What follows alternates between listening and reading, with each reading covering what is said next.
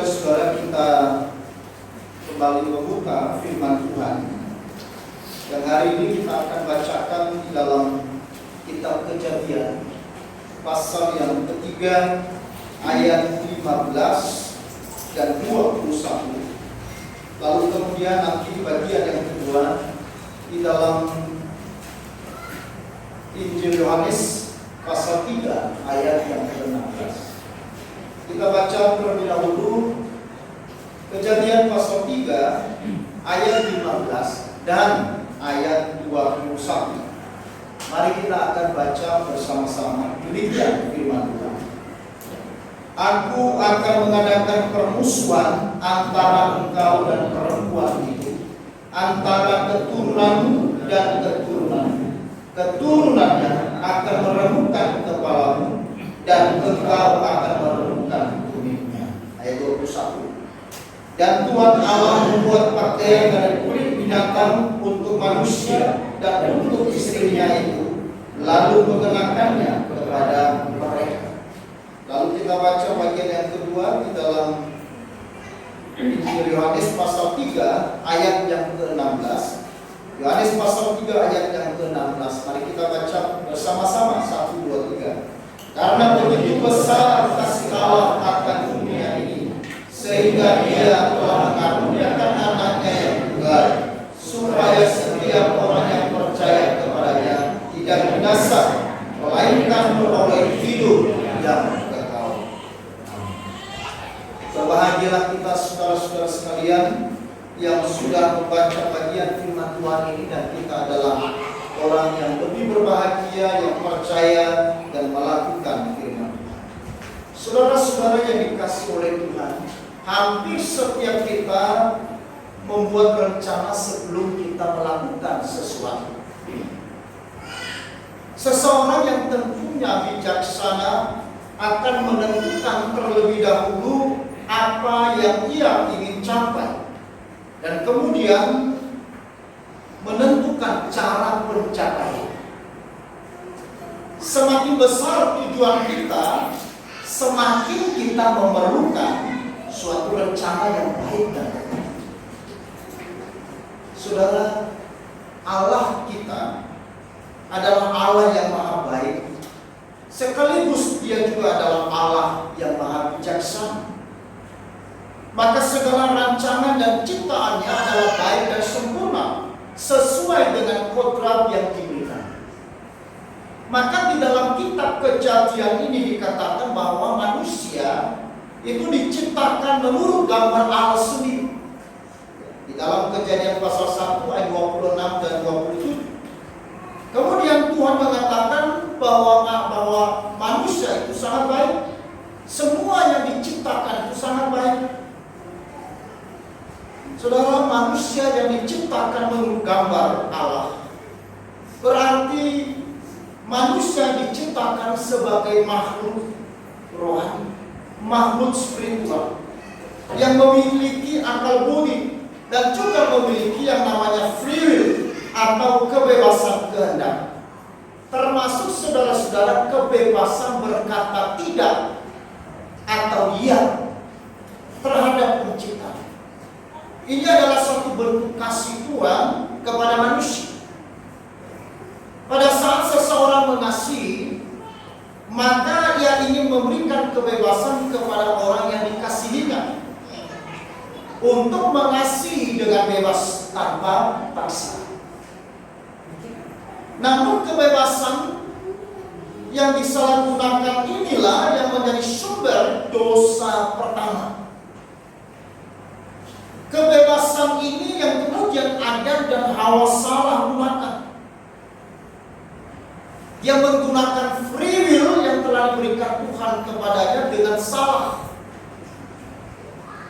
Adam dan Hawa berdosa pada saat mereka berkata ya terhadap godaan setan, dan berkata tidak terhadap perintah Tuhan.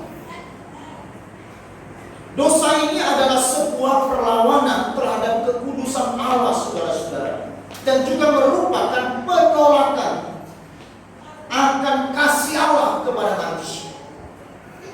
Sehingga secara otomatis hal ini memisahkan manusia dengan Tuhan.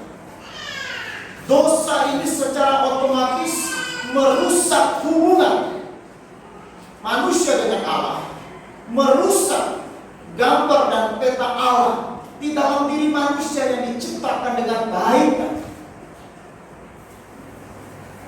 Dosa mengakibatkan manusia terpisah jauh dari Allah. Tidak ada koneksi dengan Allah. Bahkan Alkitab mengatakan dosa membuat manusia menjadi seterunya Allah, menjadi musuh Allah. Saudara-saudara, di dalam ayat 22-24 saya bacakan kepada kita Kejadian 3 ayat 22 dan 24. Berfirman Tuhan Allah, sesungguhnya manusia itu telah menjadi seperti salah satu dari kita, tahu tentang yang baik dan jahat. Maka sekarang jangan sampai ia mengulurkan tangannya dan mengambil pula dari buah pohon kehidupan itu dan memakannya, sehingga ia hidup untuk selama-lamanya. Lalu Tuhan Allah mengusir dia dari Taman Eden, supaya ia merusakkan tanah dari mana ia diambil.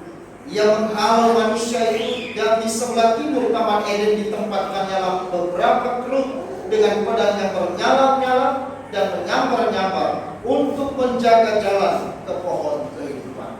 Saudara-saudara, keberdosaan manusia pertama itu Adam dan Hawa mengakibatkan Adam dan Hawa diusir dari Taman Eden, terpisah dari Allah. Keterpisahan manusia dengan Allah ini yang disebut dengan kematian.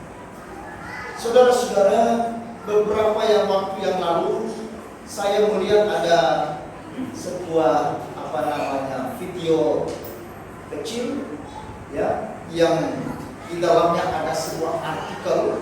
Saudara-saudara, mari coba kita lihat video ini, saudara-saudara.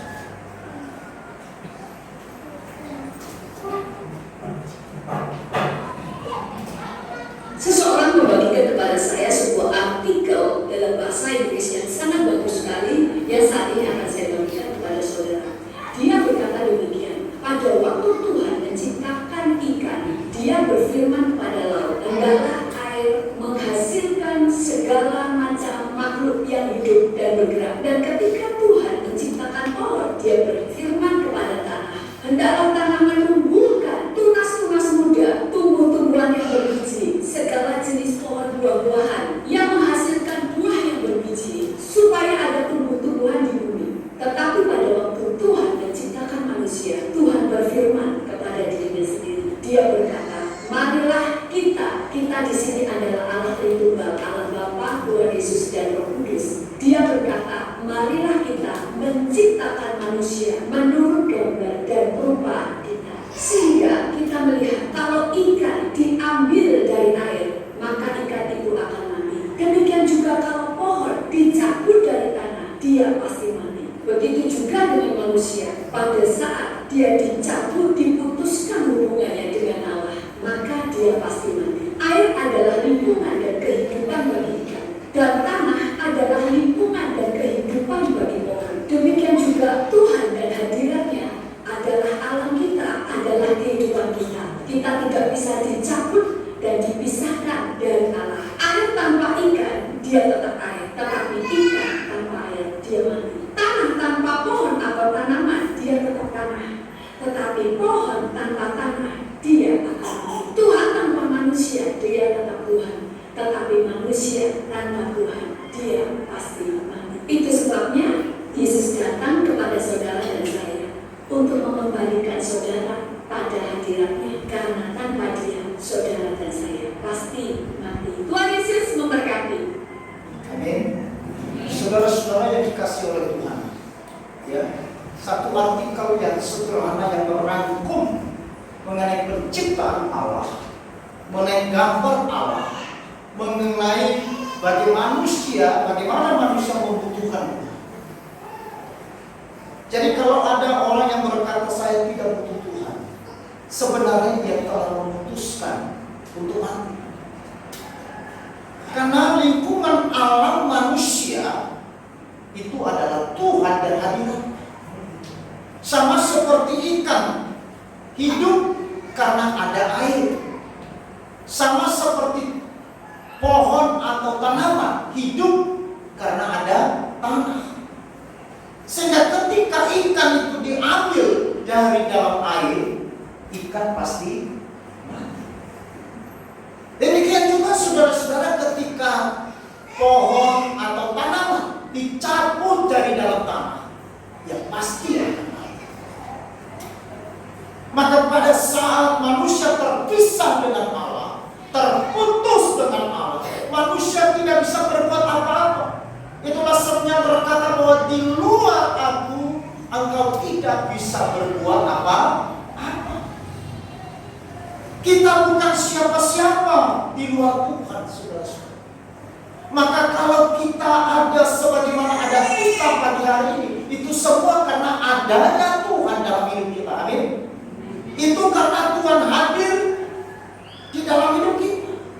Tuhan yang memberikan nilai harga yang begitu berharga di dalam diri saudara dan saya.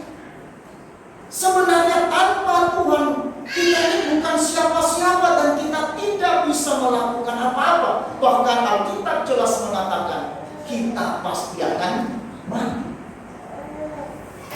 Adam dan Hawa diusir dari dalam Taman Eden, terpisah dari Allah, terputus hubungannya dengan Allah.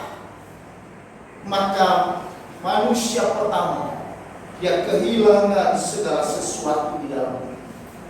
Gambar dan rupa Allah menjadi rusak dan hancur oleh karena dosa. Tetapi saudara-saudara yang dikasihi oleh Tuhan, jauh sebelum manusia itu jatuh ke dalam dosa, Allah sejak dari zaman dahulu, bahkan di dalam kekekalan, Ia telah merencanakan sebuah rencana besar bagi manusia. Rencana yang tidak kecil, rencana yang tidak biasa, tapi rencana ini adalah rencana yang besar. Kenapa dikatakan rencana Allah bagi manusia adalah sebuah rencana yang besar? Yang pertama, karena rencana ini direncanakan sebelum dunia dicipta. Rencana ini direncanakan Allah di dalam kekekalan. Bersama dengan siapa? Allah beri Tuhan. Saudara-saudara, yang ketiga, rencana Allah ini dikatakan rencana yang besar karena yang mengerjakan rencana ini tidak bisa dikerjakan oleh manusia dan tidak ada satupun yang bisa mewakilkan rencana ini. Penggenapan dari rencana ini hanya bisa dikerjakan oleh siapa? Oleh dirinya sendiri. Saudara, saya ulangi, rencana Allah bagi manusia adalah sebuah rencana yang besar. Karena yang pertama, karena rencana ini direncanakan sejak di dalam kekekalan. Yang kedua, rencana ini adalah rencana Allah yang besar. Karena rencana ini tidak bisa diwakilkan, tidak bisa dikerjakan oleh siapapun kecuali siapa? Dirinya sendiri. Ini artinya saudara-saudara, rencana yang begitu luar biasa sehingga membutuhkan seorang pribadi yang luar biasa, yaitu dirinya sendiri. Itulah sebabnya Yesus datang ke dalam dunia, bernatang di dalam dunia untuk menggenapi rencana besar Allah bagi manusia. Lalu apakah rencana besar Allah bagi manusia ini? Rencana besar Allah bagi manusia adalah rencana keselamatan. Amin. Rencana keselamatan. Inilah rencana yang terbesar dari Allah bagi dunia. Ini juga sekaligus sebuah kasih yang terbesar bagi manusia.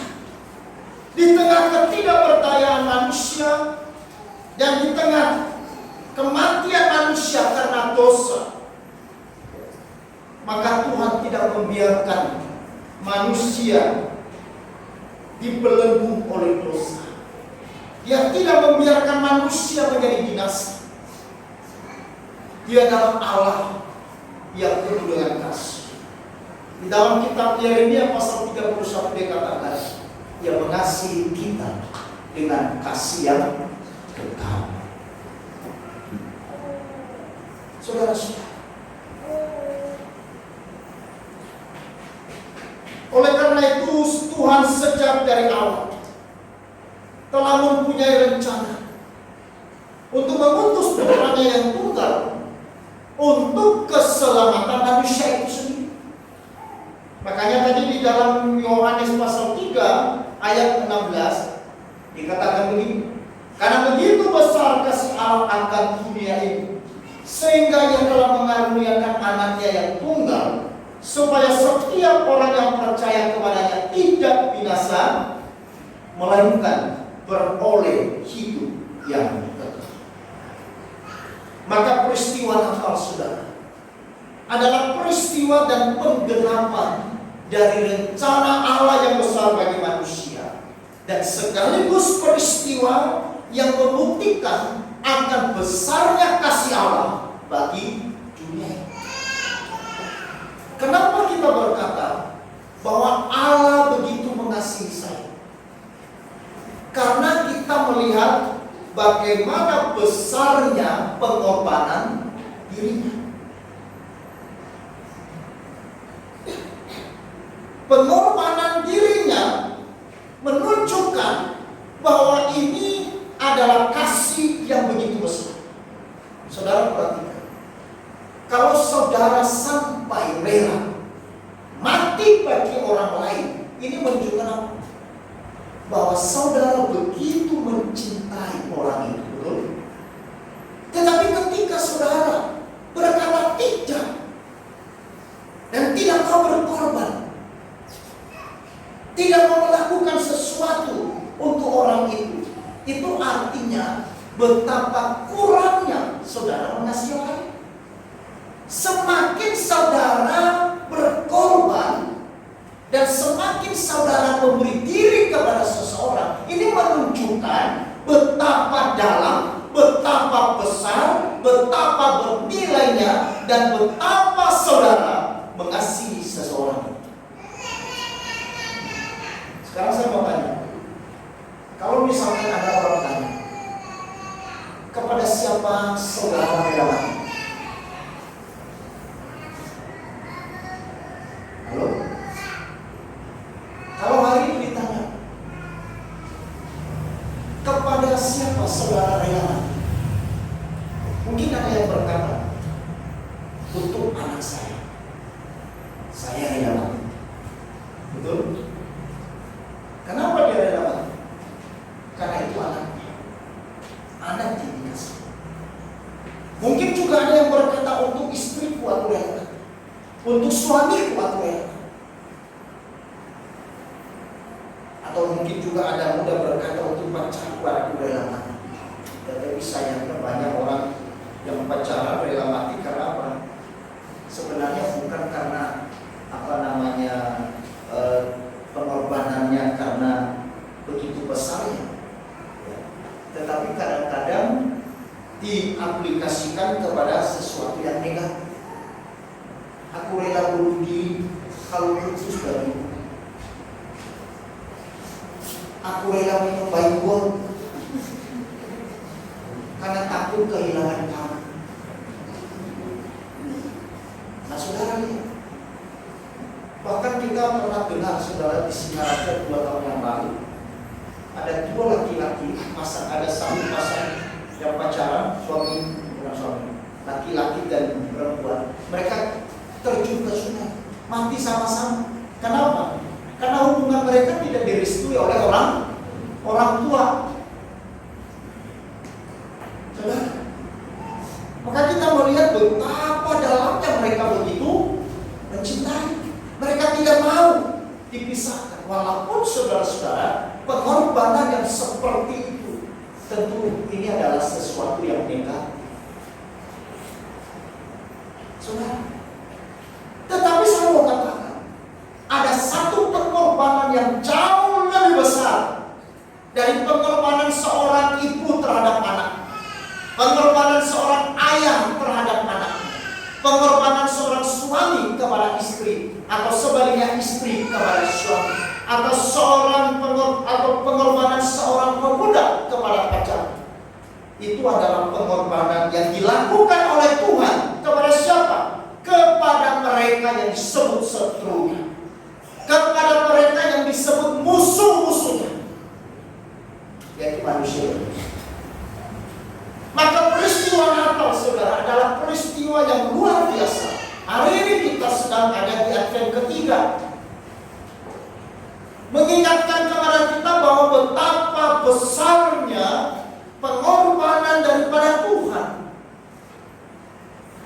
menjadi manusia. Ini adalah pengorbanan yang tidak mudah. Menjadi manusia ini adalah pengorbanan yang luar biasa. Bagaimana seorang Tuhan, ya, yang maha besar, yang punya kemuliaan, dia adalah raja di atas segala raja, rela menanggalkan segala kemuliaan dan kemudian turun ke dalam dunia yang paling hina dan menjadi sama dengan manusia yang tidak berbuat dosa. Saudara-saudara, itulah sebabnya penggenapan terhadap rencana keselamatan bagi manusia ini dikerjakan oleh dirinya sendiri melalui Yesus Kristus yang menjadi manusia. Maka setelah Adam dan Hawa jatuh ke dalam dosa, saudara-saudara, lalu kemudian di sana dinyatakan bagaimana Tuhan sedang membangun sebuah rencana yang begitu indah ini. Di dalam ayat pasal 3 ayat 15 tadi dikatakan, aku akan mengadakan permusuhan antara engkau dan perempuan ini, antara keturunanmu dan keturunanmu. Keturunannya akan meremukkan kepalamu dan engkau akan meremukkan tumit. Ayat 21. Dan Tuhan Allah membuat pakaian dari kulit binatang untuk manusia dan istrinya itu, lalu mengenakannya kepada mereka. Saudara-saudara, dua ayat ini berbicara tentang apa? Tentang rencana keselamatan bagi manusia yang berdosa, yaitu melalui Yesus Kristus yang dilahirkan dari seorang perempuan muda yang bernama Maria, dan melalui kematian Kristus sebagai anak domba yang disalibkan di atas kayu salib. Ayat 15 dia berkata, melalui keturunan perempuan akan lahir, ini nampak, dan melalui anak domba yang disembelih, yaitu melalui Kristus, kita boleh mendapatkan pengampunan, keselamatan.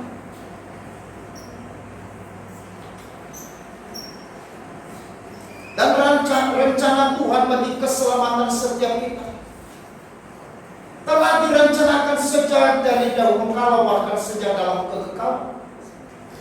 Dan hal ini terus disampaikan melalui para nabi. Berita ini terus disampaikan berulang-ulang melalui peristiwa-peristiwa di dalam perjanjian lama. Lalu apa tujuan akhir dari keselamatan manusia? Tujuan akhir dari keselamatan manusia adalah bersatunya manusia dengan Tuhan.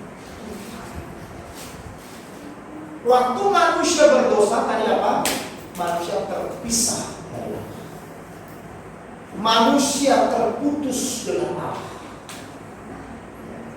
Maka saudara-saudara, melalui keselamatan yang direncanakan oleh Kristus sejak dari dalam kekekalan, lalu kemudian melalui dirinya menggenapi rencana keselamatan itu melalui kelahiran dan melalui kematiannya di atas kayu salib, maka saudara-saudara, ini adalah tujuan supaya manusia yang jauh menjadi dekat.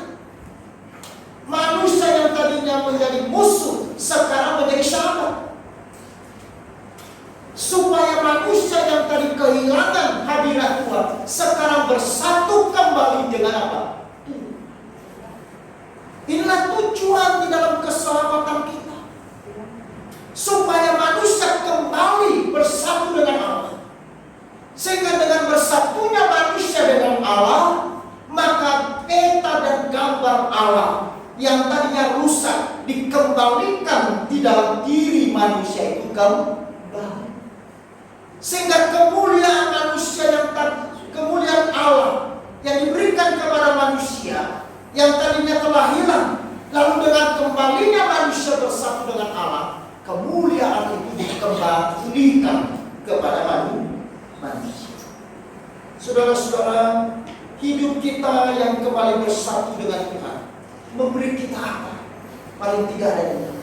Yang pertama, saudara-saudara, memberi kita damai sejahtera.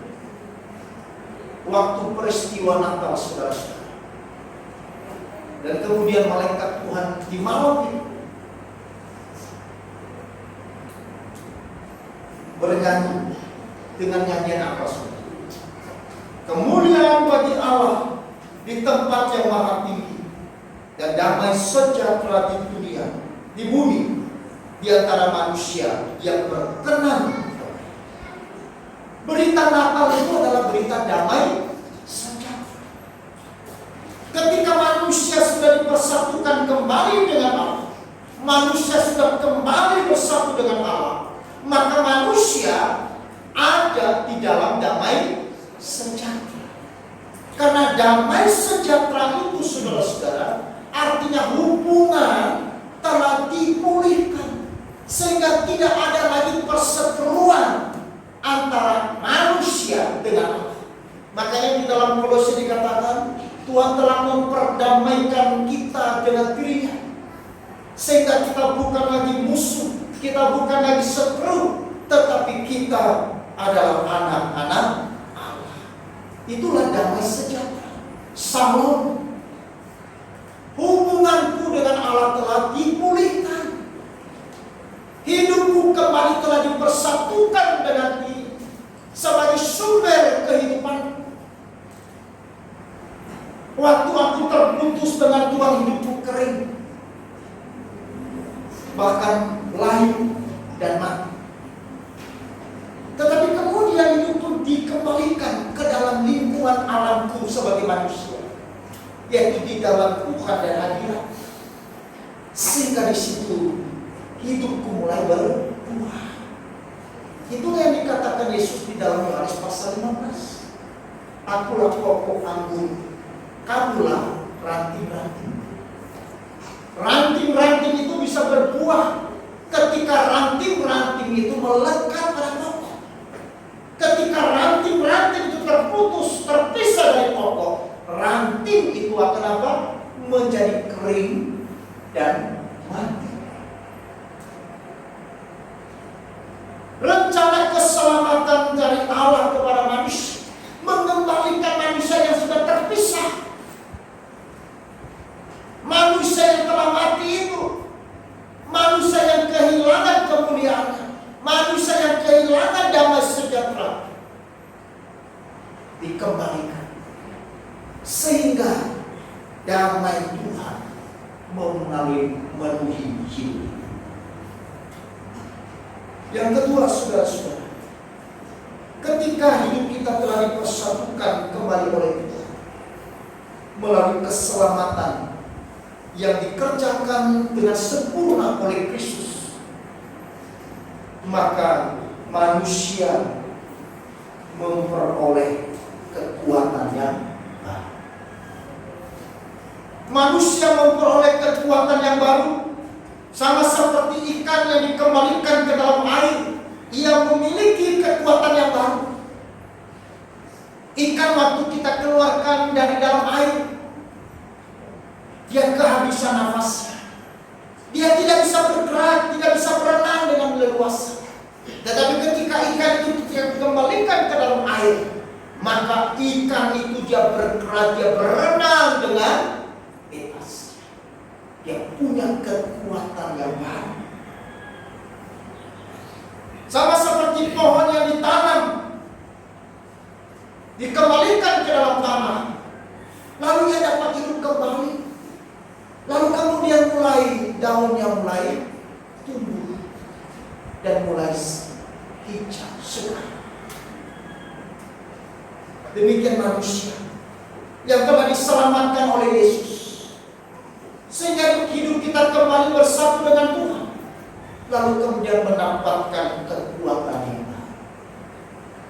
Di dalam kekuatan yang baru untuk menjalani kehidupan.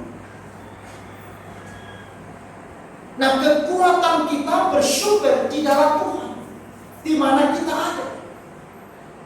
Maka ketika kita bersatu dengan Tuhan, bersama dengan Tuhan, maka waktu kita menghadapi masalah, waktu kita menghadapi pergumulan, bukan kita sendiri yang sedang menghadapi, karena Ia bersama dengan kita.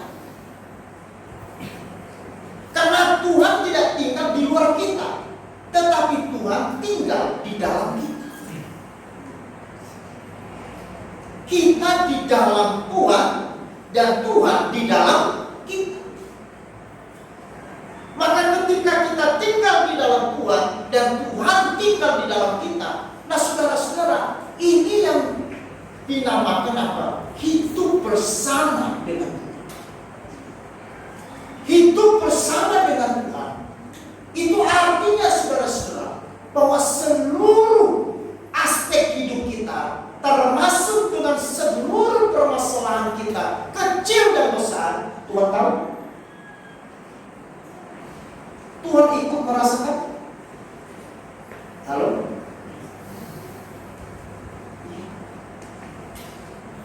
Dia bersama. Sering saudara-saudara kita menyebut Dia Immanuel, Allah beserta. Tetapi seyakin apakah kita bahwa Dia betul Immanuel? Tiap tahun kita merayakan Natal,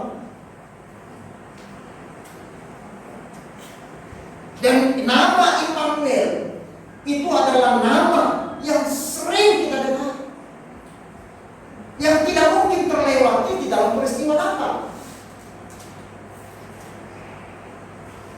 Tetapi seyakin apa kita tentang Immanuel?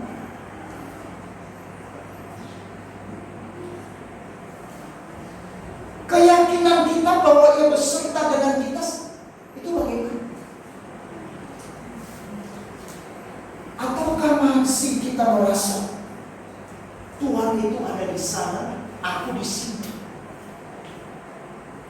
Tuhan itu ada di seberang, aku di sini.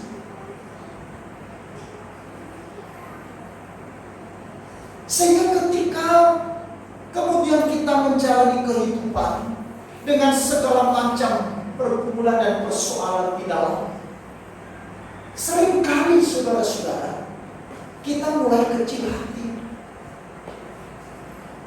Tuhan kok teganya, kok menentai, kok diam saja. Saudara-saudara, suatu hari ada seorang anak muda yang mimpi. Di dalam mimpinya itu saudara, dia sedang lari di di pantai, di pantai Pasir. Waktu dia lari saudara-saudara, lalu kemudian dia menoleh ke belakang, ada jejak-jejak kakinya. Tetapi kemudian di dalam perjalanannya dia lari, kadang ada pantai yang sulit untuk dilewati. Tetapi kemudian dia lihat ke belakang. Mengapa? Kok hanya telapak kaki kakinya itu jejak kakinya hanya 2. Waktu tadi aku berlari dengan kencang, ada 2 pasang jejak kaki. Tapi di sini tidak hanya sepasang saja. Lalu di dalam mimpi anak muda ini dia tanya sama Tuhan, Tuhan, coba lihat itu jejak kaki saya di pasir.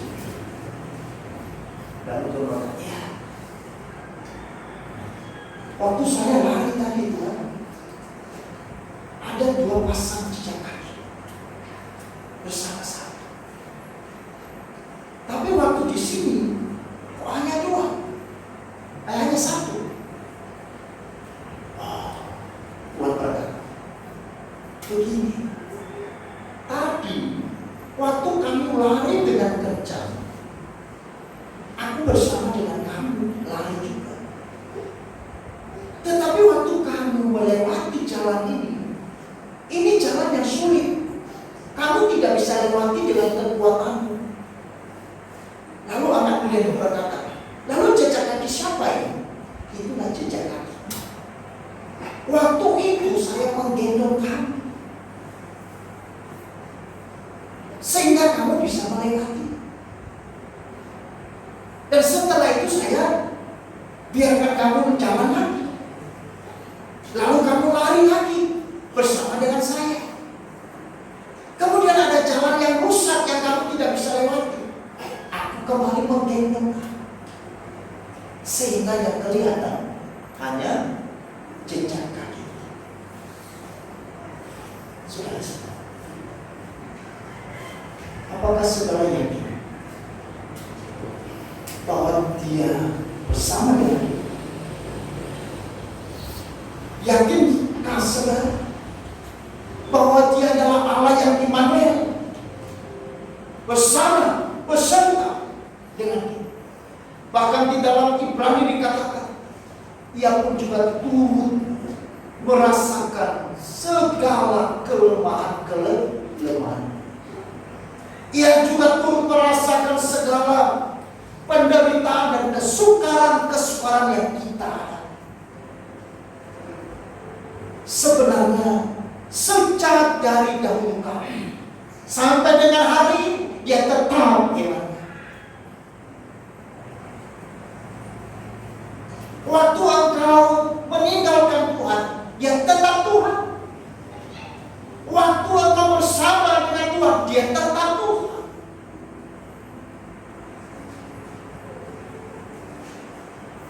Maka dari itu saudara-saudara, mari kita bersyukur bahwa Tuhan telah merencanakan rencana yang begitu besar dalam hidup kita. Dan rencana itu bukan hanya direncanakan, tetapi rencana ini telah digenapi di dalam kita melalui Yesus Kristus yang sudah datang ke dalam, yang sudah bernatal di dalam, yang sudah lahir bagi saudara dan saya, yang sudah mati dan bangkit bagi saudara dan saya untuk keselamatan kita, supaya melalui keselamatan ini kita boleh kembali bersatu dengan Dia, menikmati kemuliaan, menikmati damai sejahtera, dan menikmati kekuatan baru sementara kita masih hidup di dalam ini. Percaya, yakin bahwa Tuhan tidak pernah meninggalkan semua. Dia bersama dan bersama. Bahkan ada kala yang menggendong saudara melewati setiap situasi yang sulit yang mungkin saudara tidak bisa